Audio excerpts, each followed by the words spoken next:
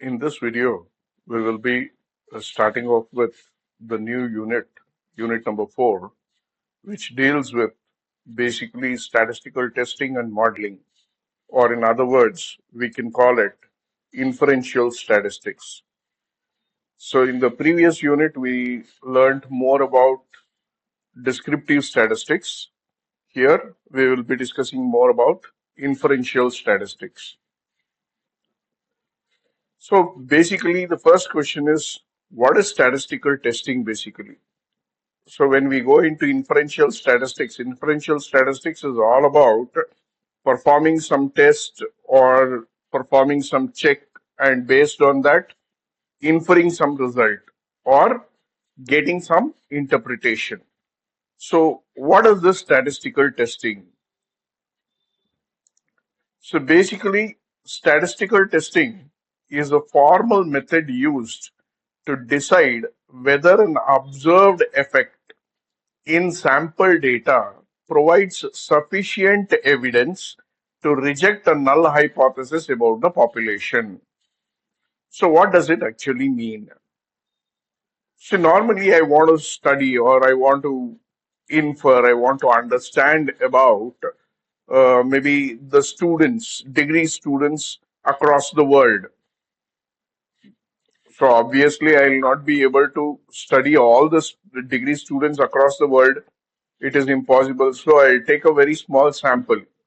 I will pick a few degree students here and there, and based on the study, or based on that sample, based on the people that I've selected, I will perform a study, and from that study I will get some result. So I will try to extend that result. Whatever result I've got on the sample, I'm trying to extend it for the entire population, right? So that is what statistical testing helps us to do.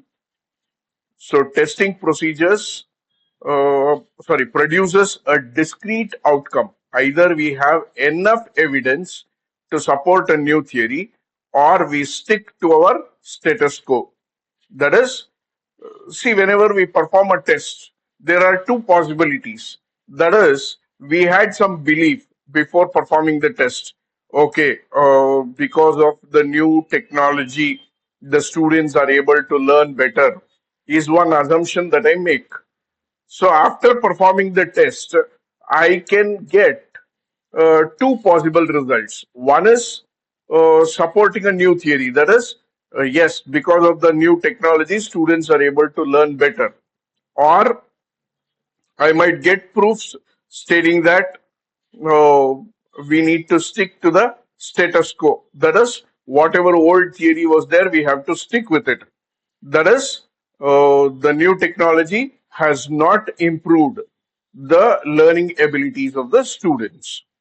So it acts as a scientific filter, distinguishing meaningful patterns from random fluctuations. It answers, is this result trustworthy or just a fluke? See, sometimes what happens is, if we take one or two examples, and maybe based on the results of one or two examples, if at all we try to generate a new theory, sometimes it might not be true, because it might just happen because of a fluke, or just by chance it might have happened. So we need to go with the statistical testing, which will help us tell whether it was really a conclusion, or it was just by fluke that we got an answer. So by deciding significance levels, there is alpha, it allows statisticians to explicitly state their tolerance for making false positive errors, type 1 errors. So here, when we go with statistical testing, see, you cannot be 100% sure. See, whenever you take a sample and you are trying to derive a result out of it, and we are trying to extend it to a population, 100% accuracy is not possible. So we are just trying to say how much percentage of accuracy we are able to achieve.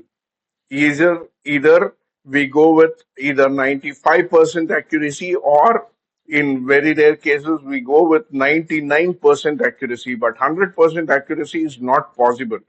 So that accuracy level that we are trying to decide is called the significance levels.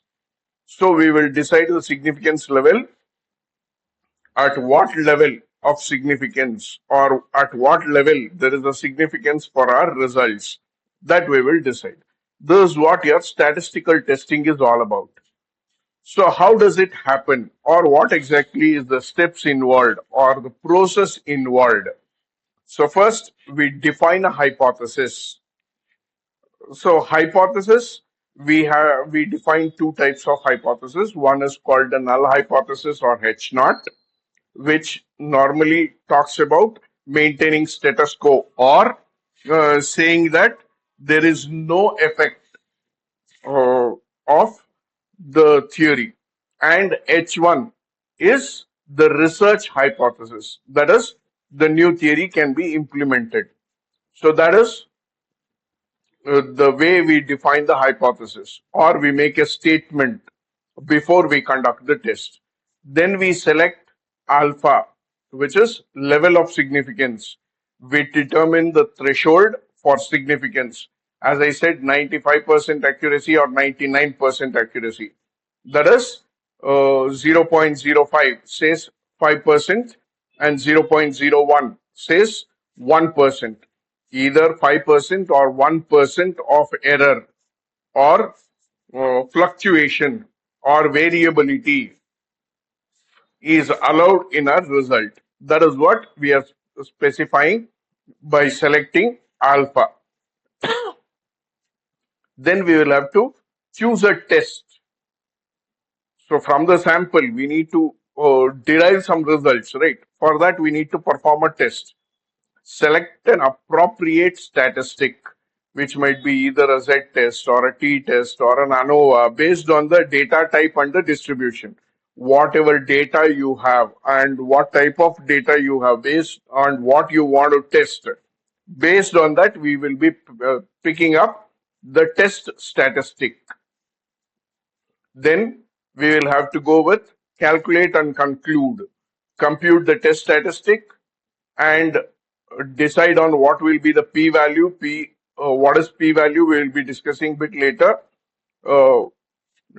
Identify the p-value and compare the test statistic value that you have calculated with the p-value to make a decision, data-driven decision. Based on the data, what we are able to decide.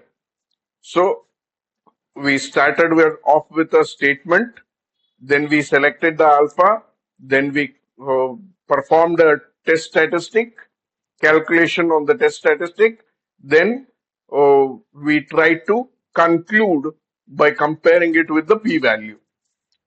So this will be the process of statistical testing.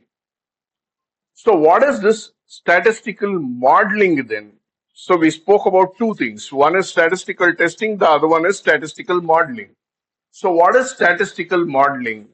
It is actually a architectural representation. Statistical modeling is the process of building mathematical structures that approximate the data generation process. See, normally what happens is, whenever we collect the data will be interconnected, or there will be a relationship that is present in the data. So trying to represent that relationship in form of a mathematical expression is what we call as statistical modeling. So unlike a simple test, a model aims to describe the entire relationship between variables. So when we talk about the relationship between the variables, basically statistical modeling can be classified into three types. One is parametric, the other one is non-parametric, and the third one is semi-parametric. In parametric modeling, what happens is we assume that Uh, it is a family of probability distributions that contains finite number of parameters. That is all the variables that we considered in the modeling. In the equation, whatever we write, whatever variables we have considered, all those variables are parameters. If at all we consider that, then we call it parametric modeling. And then we have non-parametric modeling. In these models, the number and type of parameters uh, are not fixed. So here, whatever variables you use in your mathematical equation, they might be the parameters or they may not be the parameters, right? Such modeling is called non-parametric modeling. Then you have semi-parametric modeling. Some variables represent the parameters and some variables do not represent the parameters. Then we call it semi-parametric. So it represents the theory in form of an equation, allowing us to quantify how changes in one variable influence another. So here basically what we are trying to do is we are trying to generate a relationship between the input and the output. So in the input equation, I will have certain variables. So what changes will happen if at all the variable values are changed, right? If at all I change x1 value or if at all I change x2 value, what will be the impact? What happens to the output?